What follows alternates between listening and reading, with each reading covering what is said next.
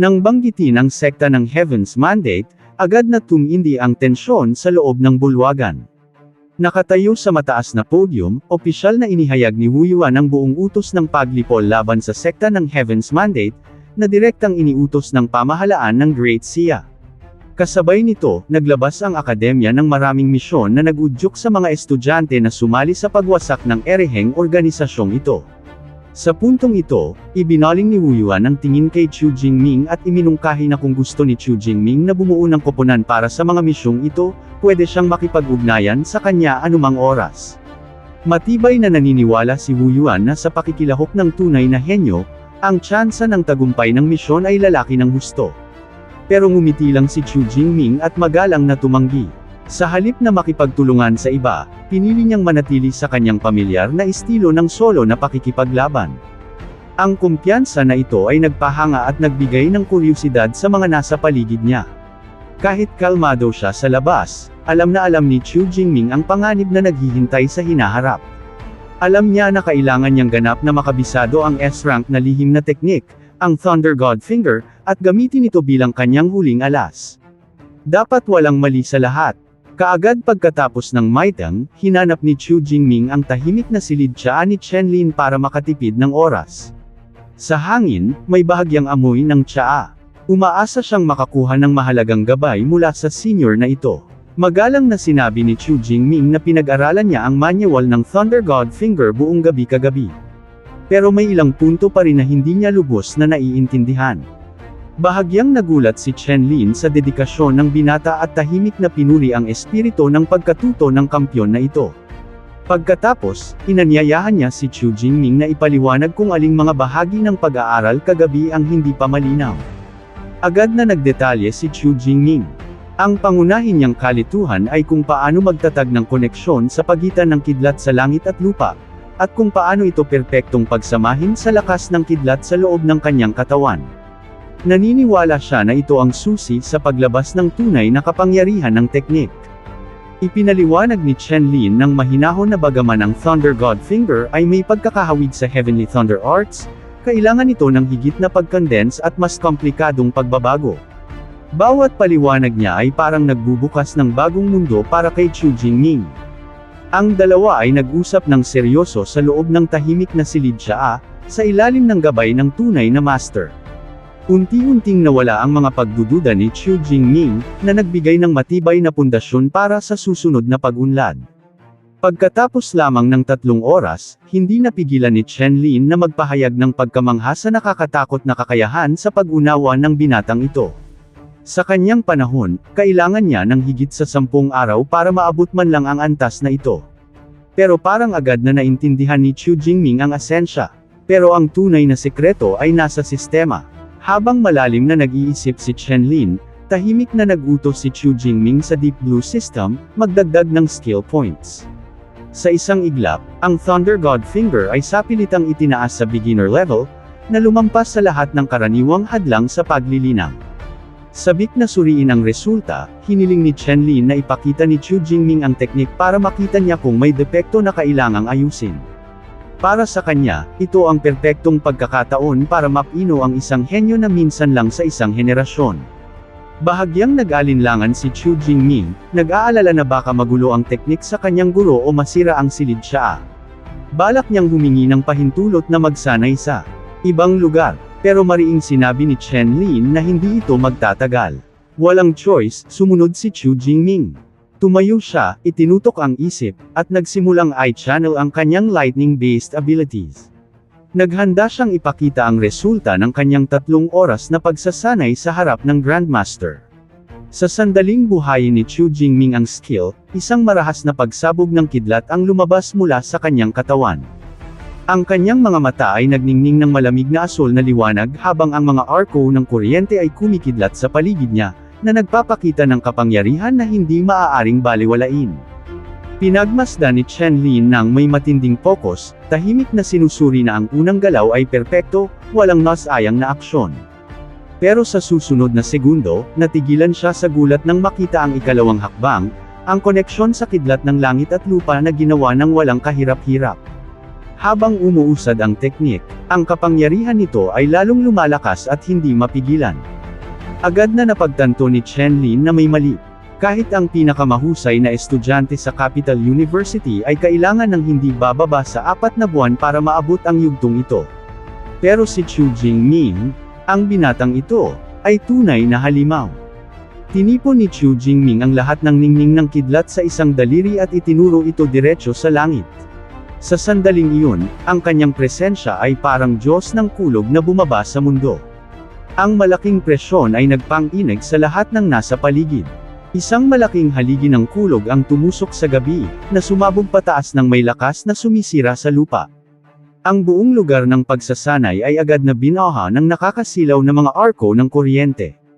Ang resulta ng pagsabog ng enerhiya ay naglabas ng nakakatakot na shockwave na halos nagpatag sa buong gusali. Ang kapangyarihan ng Thunder God Finger sa kamay ni Chu Jingming ay lumampas ng husto sa lahat ng master level standards. Ganap na nalula si Chen Lin sa nangyayari sa harap niya. Tagumpay. Paano posible? Hindi siya makapaniwala sa kanyang mga mata habang pinapanood ang isang freshman na gumamit ng ganitong nakakatakot na kapangyarihan. Sa sandaling iyon, biglang sumigaw si Chu Jingming sa gulat. Ang inilabas na enerhiya ay sobrang lakas para makontrol niya. Ang nagngangalit na kidlat ay parang handang lumunin ang lahat sa paligid. Sumigaw siya, "Master Chen, hindi ko ito mababawi." Isang bagyo ng kulog ang sumabog sa itaas ng rooftop, na lumalawak sa nakakasilaw pero nakamamatay na mga singsing ng enerhiya. Kung hindi ito mapipigilan sa oras, ang kahihinatnan ay magiging sakuna. Sa harap ng malapit na panganib, walang choice si Chen Lin kundi tigilan ang gulat at makialam. In-channel niya ang kanyang high-level lightning ability, na nag-condense ng malaking kapangyarihan sa dulo ng kanyang daliri para sugpuin ang nagwawalang enerhiya mula kay Chu Jingming. Isang solong malakas na atake ng daliri ang sumulong, na sumalpok sa harap ng nagngangalit na bagyo. Sa sandaling sumalpok ito sa kidlat na kamay sa langit, isang marahas na pagsabog ang nangyari dahil sa malaking pagkakaiba sa antas ng kapangyarihan. Sa pilitang nabasag ang teknik ni Chu Jingming, na pinigilan itong mag-trigger ng sakuna na sana ay nagpatag sa paligid. Sa loob ng silid tsaa, si Chen Lin ay nasa gulat pa rin. Napagpasyahan niya na ang mga pagbabago ng enerhiya kanina ay malinaw na patunay na ganap na nailabas ni Chu Jingming ang Thunder God Finger sa pinakaperpektong estado. Hindi niya inisip na makakabisado ni Jingming ang S-rank na lihim na teknik sa isang iglap. Hawak ang asol na kumikinang na manual sa kanyang kamay, ngumiti si Chu Jingming habang nagpapasalamat sa kanyang guro. Inamin niya na tapos na niya ang pag-aaral nito at gusto niyang ibalik ang mahalagang artifact kay Chen Lin, dahil ang buong asensya nito ay nakaukit na sa kanyang isip. Ayaw mag-aksaya ng oras, magalang na nagpaalam si Chu Jingming at umalis para ipagpatuloy ang pagsasanay. Nanatiling hindi gumagalaw si Chen Lin, hawak ang lihim na manual. Ang kanyang mga mata ay puno pa rin ng matagal na gulat sa hindi maipaliwanag na bilis ng paglilinang ng binata. Ang presyon na dala ng paglaki ni Chu Jingming ay nagbigay pa kay Chen Lin ng malamig na pawis. Huminga siya ng malalim sa kanyang sarili, tunay na nakuha ni Old Yang ang isang tunay na halimaw. Kung hindi S-rank mula sa Mado Academy si Chu Jingming, gagawin niya ang lahat para kunin siya sa Capital University. Pagkaalis sa distrito ng Villa, naglakad si Chu Jingming habang iniisip ang kanyang bagong kapangyarihan. Ang Thunder God Finger ay sapat na malakas para pabagsakin kahit isang stage 5 esper. Pero ang bayad ay parehong mabigat, kahit isang gamit lang ay kumonsumo ng higit sa kalahati ng Heavenly Thunder Essence sa kanyang katawan. Ito ay nakamamatay na kahinaan na kailangang ayusin. Damdamin ang matinding pagkaubos ng kanyang lightning power, agad na kinuha ni Chu Jingming ang kanyang phone at nakipag-ugnayan sa kanyang virtual assistant na si Eva. Humiling siya ng access sa marketplace ng akademya para maghanap ng elixirs na kayang mabilis na ibalik ang lakas ng Esper, handa para sa darating na ekspedisyon. Habang nakatuon dito, isang malinaw at masiglang boses ang biglang tumawag mula sa likod, na nagpagulat kay Chu Jingming.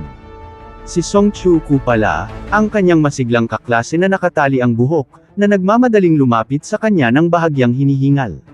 Si Song Chukuo ay ngumiti ng maliwanag at sabik na sinabi na sa sandaling makita niya ang malaking haligi ng kidlat na sumabog sa distrito ng Villa, alam niya na gawa ito ni Chu Jingming. Ang kuryosidad ay nakikita sa kanyang magandang mukha habang tinatanong niya kung anong uri ng teknik na nakakapang-inag ng lupa ang natutunan niya. Sa pagkakataong ito, hindi ito itinago ni Chu Jingming. Ibinunyag niya na ito ang S-rank na Thunder God Finger. Kakabisado pa lang niya para sa misyon na lipulin ang sekta ng Heaven's Mandate. Ang sagot niya ay nag-iwan kay Song Chukuo ng hindi may tatagong paghanga sa maingat na paghahanda niya. Pero biglang naging seryoso ang mukha ni Song Chukuo. Lumapit siya at tinanong si Chu Jingming kung anong level ng misyon ang pinili niya na nangangailangan ng ganitong mapanirang kapangyarihan.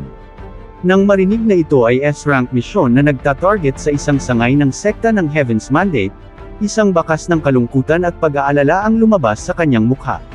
Napagtanto niya na ang agwat sa kanilang lakas ngayon ay nangangahulugan na hindi siya makakasali sa kanya sa ganitong mapanganib na laban. Ang magagawa lang niya ay tumayo sa malayo at hilingin ang kanyang kaligtasan at tagumpay. Nagtanong si Chu Jingming nang may pag-aalala tungkol sa misyon ni Song Chukuo. Huminga siya ng malalim at inamin na gusto niyang sumali sa operasyon, pero hanggang ngayon ay wala pa siyang makitang angkop na koponan. Iminungkahi niya na subukan niyang makipag-ugnayan sa senior sister Jiang Soy, isang taong may malawak na karanasan. Agad na sumang-ayon si Song Chukuo nang may saya at nagpasalamat kay Chu Jingming. Nagkataon, pinaplano rin ni Chu Jingming na kausapin si Jiang Soy tungkol sa pagbili ng elixirs. Lumipas ang oras ng mabilis, at lumipat ang eksena sa mataong lungsod ng Jinling. Sa loob ng maaliwalas na Wei Cafe, isang mainit na lugar na may kulay kahoy, isang mahalagang pagpupulong ang malapit ng maganap sa gitna ng mga pangunahing miyembro ng lokal na puwersa. Sa loob ng cafe, naghihintay ang isang grupo ng 3 esper. Sila ay miyembro ng Jinling Public Security Bureau, na nahihirapan ngayon sa kakulangan ng tao at sabik na naghihintay ng tulong mula sa mga malalaking akademya. Isang babaeng may lilang buhok ang nagtanong sa leader ng koponan ng may kuryosidad tungkol sa pagkakakilanlan ng taong darating. Ibinunyag ni Saiju, ang leader na may eleganteng blonde na buhok, na si Chu Jingming ay freshman na kaka-19 pa lang. Agad na nagdulot ito ng matinding pagtutol sa grupo. Pakiramdam nila na walang ingat ang Mado University sa pagtaya ng buhay ng isang bata sa pamamagitan ng pagpapadala sa kanya sa ganitong malupit na labanan.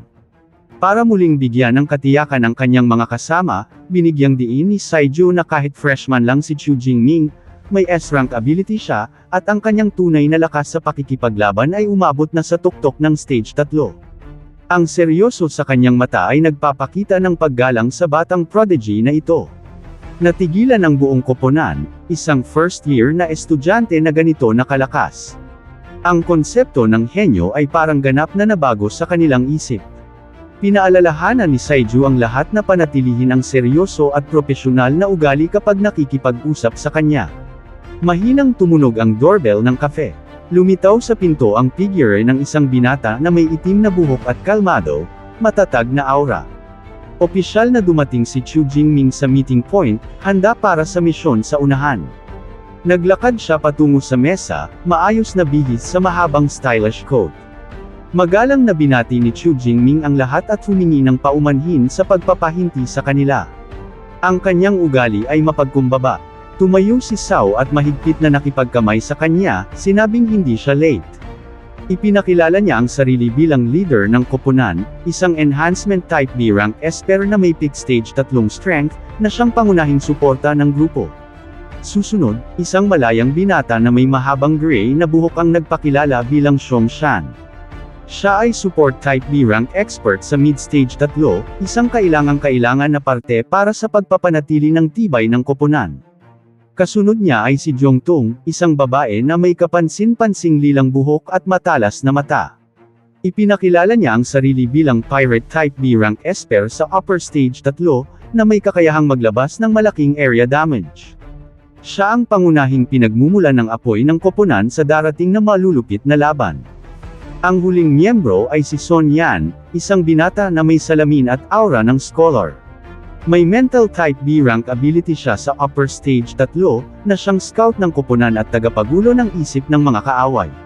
Sa ganap na natipon ang mga pangunahing miyembro ng Jinling Tactical Unit, ang kapaligiran sa cafe ay unti-unting naging handa para sa misyon. Sinira ni Seijo ang katahimikan at iminungkahi na diretsyo sa pangunahing paksa. Sinimulan niyang ipaalam kay Chu Jingming ang mahalagang intel na maingat na nakalap ng Jinling Tactical Unit tungkol sa sekta ng Heaven's Mandate, na tinanguan ni Jing ng may ngiti. Isang modernong 3D holographic projector ang binuhay sa gitna ng mesa. Ipinaliwanag ni Seijo na may dalawang pinakamagandang lead ngayon, o dalawang pangunahing tao, si Joha, presidente ng Fierce Tiger Association, at si Silang Chong, CEO ng Blue Sea Technology Group. Ayon sa kanilang intel, pareho silang may malapit na ugnayan sa sangay ng Heaven's Mandate sa Jinling City. Ang layunin ng koponan ay hulihin silang buhay, pagkatapos ay ipasa sa mental type esper para sa interogasyon upang matuklasan ang eksaktong lokasyon ng pangunahing tagwan. Sa paghusga na si Silang Chong ay sobrang hirap na kalaban, iminungkahi ni Saiju na tumuon muna ang koponan sa paghuli kay Joha. Bukas, sinabi niya kay Chu Jingming na sundan lang muna ang koponan at maging pamilyar sa ritmo ng totoong laban sa mundo. Nang marinig ito, ngumiti ng mahina si Chu Jingming at nagtanong ng isang bagay na nagulat sa buong grupo, dahil may dalawang target, bakit hindi tayo maghiwalay at kumilos ng hiwalay para mapabilis?